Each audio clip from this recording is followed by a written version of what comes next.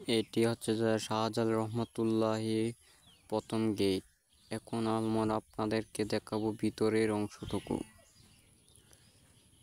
এই যে দেখতে পাচ্ছেন, এটি হচ্ছে যে কবুতরগুলো। দেখেন ভাই কি সুন্দর কবুতরগুলো, দেখতে অন্যরকম। যা দেখার আপনারাই দেখে নেন। এটা হলো যে অন্যরকম একটি কূপ। এখন আপনাদেরকে দেখাবো আরো সুন্দরভাবে। এই যে দেখেন কবুতরগুলো, দেখতে কি সুন্দর তাই না? এটা ছিল তার কবুতরগুলো। মানুষ আসছে আর দেখছে এইসব কবুতরগুলো, দেখতে কি সুন্দর তাই না? এখন আমরা আপনাদেরকে দেখাবো যে মাছগুলো। সবচেয়ে বেশি আকর্ষণীয় হচ্ছে এই মাছগুলো দেখলে আপনি খুশি হবেন। মাছগুলো দেখতে থাকুন। যদি মাছ দেখতে আপনাদের ভালো লাগে তাহলে অবশ্যই আমার চ্যানেলটি সাবস্ক্রাইব করবেন এবং পাশে থাকা বেল বাটনটি বাজিয়ে লাইক কমেন্ট শেয়ার করবেন। এই যে দেখতে পাচ্ছেন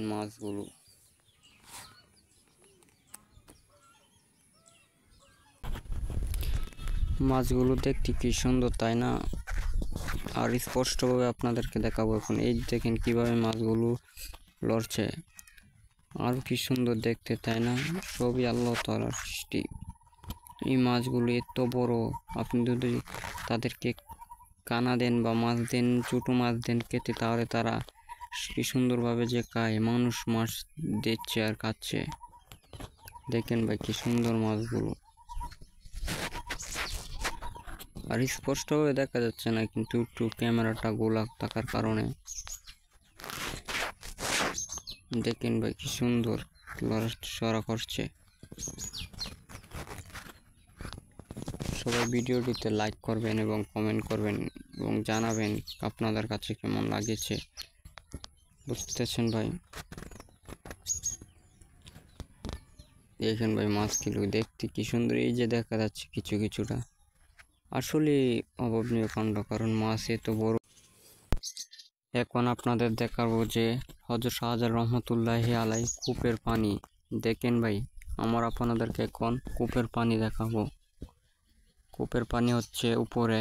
আমরা এখন উপরে উঠছি। উপরে উঠে আপনাদেরকে সবটা কূপের পানি দেখাবো। দেখেন ভাই জায়গাটা কি সুন্দর দেখতে। এটাই ছিল হযরত শাহজালাল রহমতুল্লাহি আলাইহি ব্যবহৃত কূপের পানি। দেখতে কি সুন্দর তাই না? এই দেখুন যে কূপের পানিগুলো। আপনাদেরকে বিশেষ একটু অনুরোধ, আপনাদের কাছে যদি ভিডিওটি ভালো লাগে এবং শেয়ার করবেন। এটাই হচ্ছে যে কবুতর। এই যে দেখতে নিচটা হচ্ছে একটি সোনালী কই। দেখতে কি সুন্দর তাই না? এই সবটাই কূপের অংশটুকু। সব কিছু দেখেন ভাই, গাছটা কতটুকু সুন্দর, যা দেখার মতো নয়। জায়গা আপনি দেখলে আপনার কাছে ভালো লাগবে এবং সিলেট সফর করলে আরও ভালো লাগবে। এখন আপনাদের দেখাবো জেনারেল মোহাম্মদ আতাউল গনি উসমানী কবরস্থান। এটা হচ্ছে মুক্তিযুদ্ধে সর্বনায়ক, গণতন্ত্রের অত্যন্ত প্রহরী জেনারেল মোহাম্মদ আতাউল গনি। এখন যে বড় আকর্ষণ হচ্ছে নায়ক সালমান শাহের কবরটুকু আপনাদেরকে দেখাবো। এটাই যা বিশেষ আকর্ষণ। এখান দিয়ে যেতে হয় হযরত সালমান শাহের কবরে। এই যে আপনাদেরকে দেখাবো এখন। এই যে এসে পড়েছি নায়ক সালমান শাহের কবরটুকু। এই যে আপনারা দেখতে পাচ্ছেন নায়ক সালমান শাহের কবরটুকু। এটাই হচ্ছে যায়া নায়ক সালমান শাহের কবরস্থান। আপনারা সবাই ওনার জন্য দোয়া করবেন।